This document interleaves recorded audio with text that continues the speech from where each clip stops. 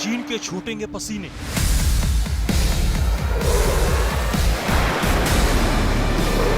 परेशान होगा पाकिस्तान।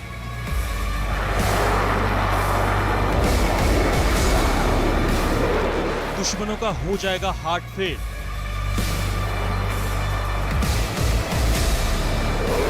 क्योंकि हिंदुस्तान आ रहा है राफेल। काउंटडाउन शुरू हो चुका है। फ्रांस के मेरिनेक से एक साथ 5 राफेल उड़ चुके हैं। बस चंद घंटों का इंतजार है। हिंदुस्तान बेकरार है, बेसब्री है अपने बाहुबली के स्वागत के लिए।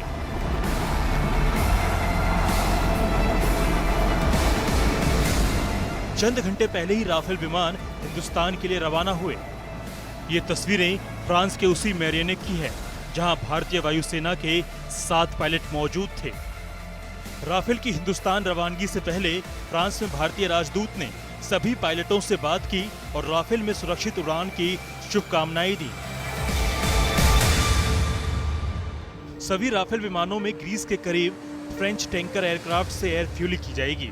उसके बाद वे सभी यूएई पहुंचेंगे, जहां वे फ्रांस के कंट्रोल वाले अल्द्राफा एयरबेस पर एक दिन के लिए रुकेंगे। फिर 28 जुलाई को वे सभी 5 राफेल विमान हिंदुस्तान के लिए रवाना हो जाएंगे। सभी लड़ाकू विमान 29 जुलाई की सुबह अंबाला पहुंच जाएंगे। इनमें एक राफेल विमान RB003 भी है। RB कोड मतलब राकेश कुमार सिंह भदौरिया, यानी वर्तमान एयरफोर्स चीफ के नाम पर यह कोड नेम दिया गया है।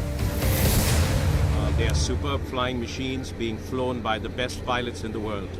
We'd like to thank Dassault for delivering the aircraft on time, the French Air Force and the French government for all the support they've provided.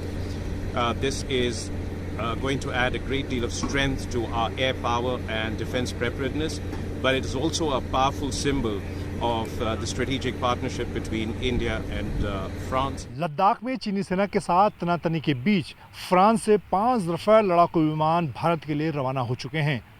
28 तारीख को ये लड़ाकू विमान यूएई के अल्दफ्रा एयरबेस पर रुकेंगे और वहां पर इन्हें रिफ्यूल किया जाएगा।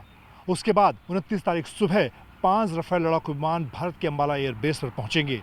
स्कल्प और मेटेओर जैसी मिसाइलों से लैस रफाल लड़ाकू विमानों को आने वाले दिनों में हैमर मिसाइल से भी लैस किया जाएगा। इसके साथ ही चीन और पाकिस्तान से लगने वाली सरहद पर ये लड़ाकू विमान मुकाबले के लिए पूरी तरह से तैयार होंगे। देश को इन लड़ाकू विमान का बेसब्री से इंतजार था। चीन पाकिस्तान के लगातार बढ़ती गुस्ताखियों की वजह से भारतीय वायुसेना के लिए ये विमान बेहद जरूरी हो गया था। ये हैमर मिसाइल रफाल की शक्ति को बहुत ही इजाफा देगा। ये मिसाइल जो है वो मीडियम रेंज है, एयर टू ग्राउंड मिसाइल है। ये मिसाइल ऑलरेडी इस्तेमाल फ्रेंच एयरफोर्स कर रहा है और इसका जो प्रोक्योरमेंट हुआ है वो हुआ है इमरजेंसी एक्विजिशन फाइनेंशियल पावर्स, जो मोदी जी ने जुलाई में 2020 में वाइस चीफ्स को दिया है। 22 से 24 जुलाई के बीच दिल्ली में एयरफोर्स कमांडर्स कॉन्फ्रेंस चला। उसमें भी राफेल की तैनाती को लेकर फैसले लिए गए। जानकारी के मुताबिक राफेल को सबसे पहले चीन फ्रंट पर अंबाला में तैनात किया जाएगा। दूसरी तैनाती चीन फ्रंट पर ही पश्चिम बंगाल के हाशीमारा में होगी।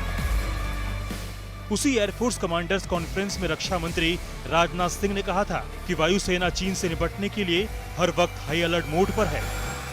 राफेल विमानों के आते ही एयरफोर्स की अलर्टनेस और बढ़ेगी, ताकत में इजाफा होगा।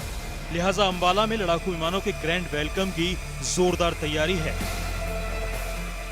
अभिषेक भल्ला के साथ मंजीत सिंह नेगी, दिल्ली।